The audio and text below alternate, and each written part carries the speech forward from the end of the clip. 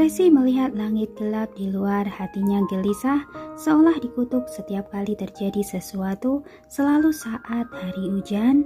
Entah apa yang akan terjadi hari ini. Nona Tracy, Anda jangan cemas. Paula tak sependapat.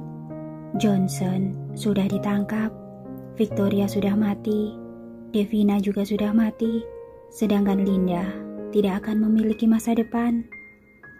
Benar juga.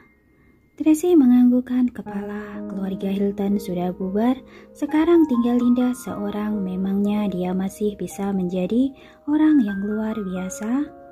Namun ia masih tak terlalu tenang. Ia lalu menelpon Windy. Windy, nanti saat kalian keluar harus berhati-hati. Aku mengutus orang menjemput kalian. Kalian baru pergi. Jangan keluar sendiri. Mengerti?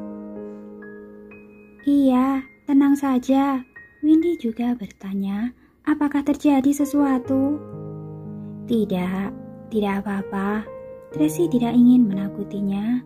Kamu temani Carla dulu. Malam nanti aku telepon.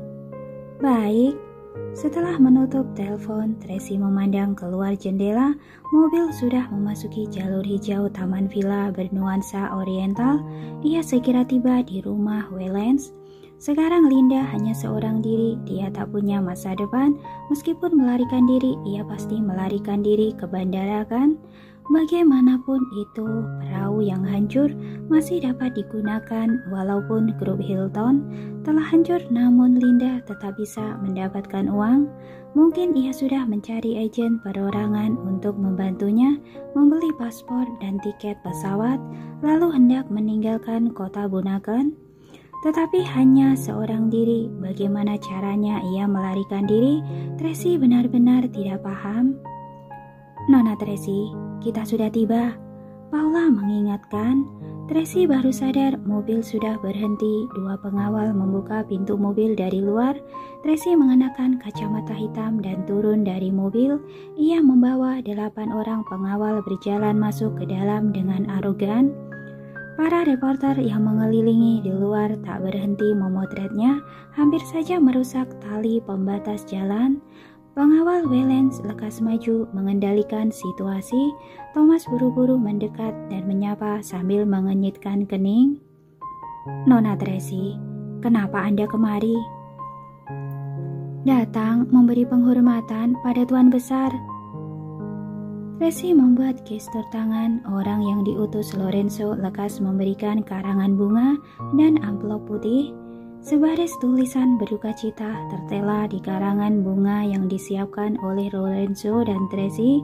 Para reporter itu menyadari fenomena baru, maka lekas memotret, takut akan ketinggalan berita besar ini. Thomas membisikkan sesuatu kepada pengawal di sisinya lalu menghalangi Tracy. Maaf Nona Tracy, saya harus tanya Tuan Daniel dulu, baru bisa membiarkan Anda masuk. Kamu berencana membiarkan para reporter mengumpulkan banyak bahan berita? Tracy menyunggingkan senyuman. Aku tidak masalah. Tepat saat ini, para reporter itu mendekatinya dan berebutan memotret sambil bertanya, Nona Tracy, Anda kemari untuk melayat Tuan Besar Wellens? Nona Tracy, dengar-dengar kematian Tuan Besar ada hubungannya dengan Anda, apakah benar? Nona Tracy, dengar-dengar anak Presiden Daniel dilahirkan oleh Anda, apakah benar? Nona Tracy, ketika melihat situasi ini, Thomas lekas memerintah pengawal untuk mengusir para reporter itu, sedangkan beberapa tamu terhormat di dalam juga keluar untuk melihat keramaian. Mereka menyadari Tracy membawa banyak pengawal. Mereka semua sangat gelisah lalu lekas masuk mencari Daniel. Langit sudah mulai turun hujan. Tracy berdiri kehujanan di taman. Lama-kelamaan kesabarannya habis ketika ia hendak mengamuk. Hartono buru-buru keluar memberitahu Thomas. Kak Thomas, Tuan Daniel mempersilahkan Nona Tracy masuk. Kamu sudah menjelaskan padanya. Nona Tracy membawa banyak orang. Thomas mengingatkan sambil berbisik. Semua orang ini dibiarkan masuk. Tuan Daniel sudah melihatnya. Hartono membalas menjawab, Ia bilang, keluarga Moore adalah tamu terhormat, tidak boleh diabaikan. Thomas tak bisa berkata apa-apa, terpaksa membiarkan Tracy masuk. Nona Tracy, silakan. Tracy berjalan masuk ke dalam beserta para pengawalnya. Paula mengikuti dari belakang, memelototi Hartono sekilas dengan dingin. Hartono agak sedih, ia menundukkan kepala sambil memimpin jalan, membawa mereka masuk. Aula itu tampak kusuk, dipenuhi dengan warna hitam dan putih. Suasana sedih ada di mana-mana. Para tamu sedang maju memberi penghormatan lalu duduk di kursi. Dalam aula itu selain suasana sedih dan suara pembawa acara, hanya ada suara salam menyapa tamu dan ucapan terima kasih dari keluarga. Tetapi Tracy dan pengawal-pengawalnya langsung masuk ke dalam dengan lancang. Semua orang terkejut, terjadi kegaduhan di tempat. Mereka pun menatap Daniel menunggu responnya. Daniel hanya menatap Tracy dengan acuh tak acuh lalu lanjut melayani tamu. Di area keluarga, Carlos dan Carlos mengenakan baju duka dan berlutut di atas tikar. Mereka membalas hormat kepada tamu yang datang, berbela sungkawa. Ketika melihat Tracy masuk, Carlos hendak memanggil Mami, tetapi Carlos lekas menahannya dan menggeleng-gelengkan kepala kepadanya. Daniel tidak berkata apa-apa di hadapan anak-anak, tetapi Carlos tahu pentingnya hal ini. Sekarang grup Wayland sedang bergejolak dan kacau balau. Daniel menggunakan kemampuan dan tangannya sendiri untuk menopangnya. Ia sudah sangat-sangat kelelahan. Jika orang-orang ini tahu Tracy adalah mami mereka, maka ini akan menyebabkan masalah besar. Bagaimanapun, saingan terbesar grup Waylands adalah grup Moore. Sedangkan seluruh masalah yang dihadapi grup Waylands disebabkan oleh grup Moore. Jika kedua keluarga ini memiliki hubungan secara pribadi, maka para direktur grup Waylands tidak akan merasa tenang. Para investor dan bank-bank besar akan bertanya-tanya kepada Daniel. Tracy memandang anak-anak dengan dalam. Ia menggunakan tatapan itu, mengisyaratkan mereka untuk tetap tenang. Kemudian ia melangkah masuk, memberi dupa kepada Tuan Besar Wayland serta membungkuk memberi penghormatan. Di atas meja foto hitam putih Tuan Besar Wayland masih tetap arogan. Sepasang mata tajam itu seolah sedang menatap Tracy. Tracy memandang Tuan Besar dengan tenang lalu berseru dengan alami, "Tuan Besar, begitu energi. Kenapa tiba-tiba pergi? Sangat disayangkan." "Sudah tua, suatu hari akan pergi." Daniel berterima kasih dengan sungkan. "Terima kasih, Nona Tracy." "Sama-sama." Tracy tersenyum lalu membawa pengawalnya ke tempat duduk. Awalnya suasana sangat kusuk, tetapi begitu Tracy tiba, suasana itu berubah menjadi gugup. Perhatian para tamu pindah ke dirinya. Semuanya sedang memandangnya. Kebanyakan dari mereka sedang berdiskusi apa tujuan Tracy kemari. Tracy minum teh dengan tenang. Ia sama sekali tidak peduli dengan tatapan orang lain. Di belakangnya ada 18 pengawal yang berdiri membuat orang lain tak berani duduk di meja yang sama dengan Tracy. Ada beberapa bos yang sudah duduk lebih awal. Mereka ingin berdiri pergi, tetapi malah dipelototi oleh mata tajam para pengawal itu. Sekarang mereka ingin pergi, namun tak berani duduk pun dengan gelisah. "Kalian duduk di sana, tempat duduk sudah diatur." Saat ini Daniel mendekat dan berkata seperti itu. Beberapa bos merasa lega dan lekas melarikan diri. "Semuanya adalah tangan kanan Tuan L. Tidak usah berdiri." Daniel berkata dengan sopan kepada para pengawal itu. "Silakan duduk." Para pengawal itu sangat bingung dengar-dengar Presiden Daniel sangat dingin. Kenapa ia sekarang begitu ramah? Para pengawal tentu saja tidak berani duduk. Mereka memandang Tracy. "Karena Presiden Daniel sudah mempersilahkan duduk, untuk apa sungkan? Lagi pula, kalau kalian tidak duduk, bukankah akan menakuti para tamu lain?" Tracy membuat gestur tangan. Para pengawal duduk terbagi di dua meja. Kali ini suasana menjadi lebih baik. Para tamu itu sudah tak segugup tadi. Penanggung jawab proyek Oceanville ada di sana. Daniel menunjuk meja di belakang. Jika kamu butuh tanda tangan, bisa langsung ke sana mencari mereka. Terima kasih. Tracy meliriknya. Paula membawa dokumen pergi. Belum jalan mendekat beberapa penanggung jawab lekas berdiri dan berinisiatif tanda tangan. Mereka takut orang Tracy akan menimbulkan keributan di acara pelayatan. Sekarang semua orang sudah tahu. Grup Moore tidak takut dengan grup Waylands. Juga tahu kalian mundur dari proyek ini. Kalian tidak ingin melanjutkan proyeknya lagi. Bukan karena diusir olehku. Begini oke kan? Daniel sangat cemas sejak Tracy membawa banyak orang masuk ke dalam. Ia sudah tahu maksud Lorenzo. Aku tidak berulah kok. Tracy merentangkan tangan. Aku tulus kemari untuk mengucapkan bela sungkawa pada Tuan Besar. Bukankah seharusnya kamu berterima kasih padaku? Terima kasih. Daniel berekspresi tulus. Sudah boleh. Kamu ini sedang mengusir tamu. Ujung bibir Tracy terangkat lalu mendekati Daniel. Ia berbisik.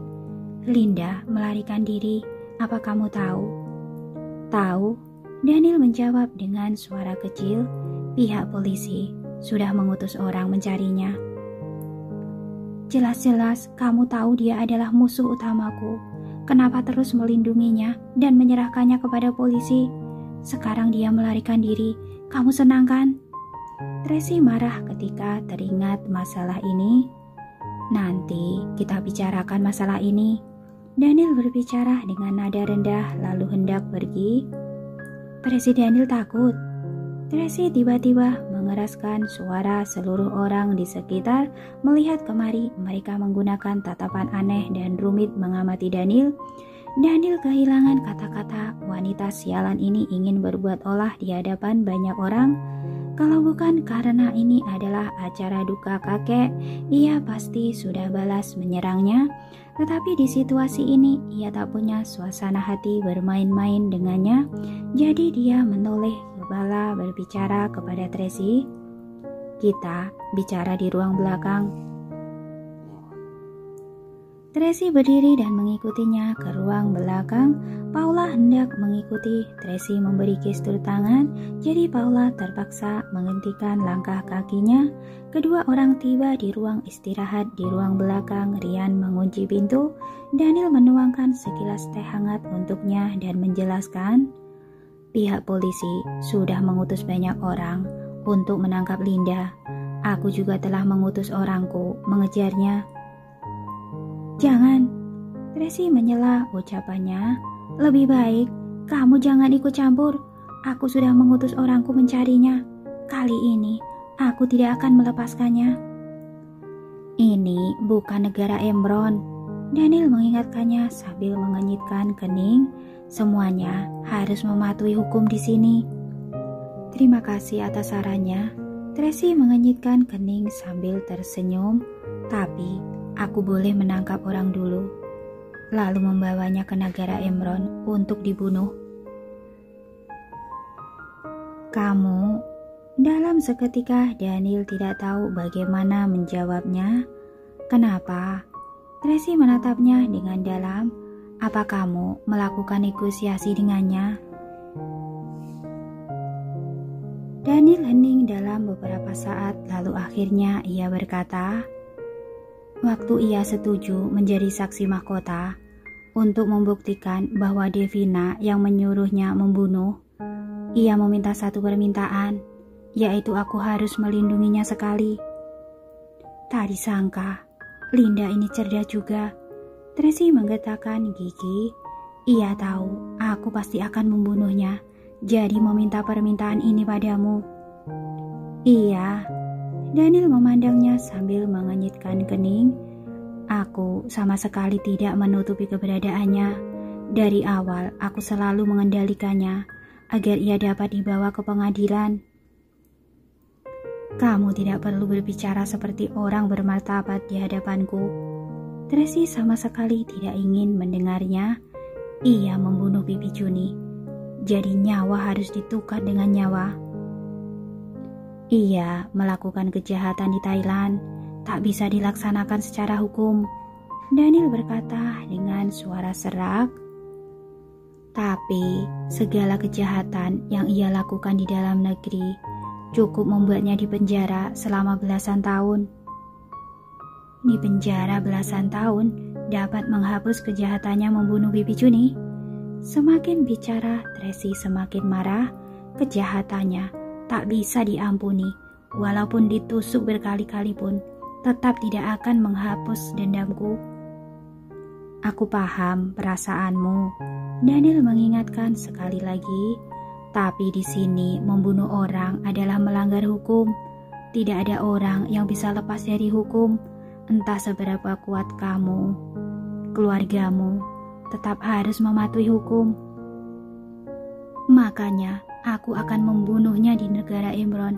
Dengan begitu tidak akan melanggar hukum. Tracy malas bicara lebih lanjut dengannya. Ia memperingatkan Daniel dengan tegas. Aku tidak peduli kamu bernegosiasi apa padanya. Pokoknya sekarang aku ingin menangkapnya. Lebih baik kamu tidak ikut campur. Jika tidak, jangan salahkan aku bersikap kasar. Setelah bicara, Tracy berdiri pergi meninggalkannya. Daniel mengenyitkan kening ketika menatap punggungnya. Ia tahu ia tidak bisa menghalanginya, juga tidak seharusnya menghalanginya. Ia terpaksa membiarkannya. Tuan Daniel, di saat ini Ryan mengetuk pintu masuk. Nona Tracy sudah pergi. Carla sudah datang. Hari ini Daniel menerima telepon dari Carla. Katanya malam ini Mami akan mengantarnya ke sini. Ia ingin berjaga malam untuk berbakti pada kakek buyut. Belum. Ryan menggelengkan kepala. Barusan Paula bilang pukul 8 malam baru akan menjemput Carla. Mungkin ingin menghindari sesuatu. Baiklah. Daniel menganggukkan kepala dan memerintah. Bilang pada Andi dan yang lainnya, ketika menemukan Linda, jangan bertindak dulu, laporkan padaku dulu. Atau kita tidak usah ikut campur, Ryan berkata dengan hati-hati. Nona Tracy sangat sensitif dengan masalah ini. Jika karena Linda, Anda berselisih dengannya lagi, kedepannya akan sangat merepotkan. Tetap harus diawasi, Daniel berkata sambil mengenyitkan kening. Jika dia dan polisi menemukan Linda dalam waktu bersamaan, kedua pihak berselisih bagaimana? Benar juga. Ryan menganggukkan kepala. Temperamen Nona Tracy suka meledak, apalagi jika diprovokasi Linda. Mungkin akan menjadi area penembakan, hingga nanti polisi akan menangkap kelemahannya. Aku juga menyepaskan hal ini. Tatapan Daniel menjadi serius. Ia akan meninggalkan kota Bunaken. Tidak boleh terjadi sesuatu dengannya di saat-saat seperti ini. Paham, aku akan mengabari mereka. Tunggu. Daniel masih tak tenang. Andi tidak bisa becus bekerja. Kamu minta Thomas dan Hartono ke sana. Baik, sekarang juga aku bilang pada mereka. Ryan buru-buru pergi. Di saat ini, Carlos dan Carlos membawa dimsum dan sup masuk ke dalam. Papi, belum makan cahalian. Makan sedikit dulu. Terima kasih. Daniel membelai wajah kedua anaknya. Ia sangat bersyukur sudah melihat Mami. Sudah, Carlos berkata dengan senang. Sebelum Mami pergi, ia memeluk kami diam-diam di ruang belakang. Ia bilang malam ini Carla akan datang. Betul, Daniel memandangnya sambil tersenyum. Malam nanti pengawal Mami akan mengantarkan Carla kemari. Carla ingin bersama kalian mengantarkan kakek buyut untuk terakhir kalinya.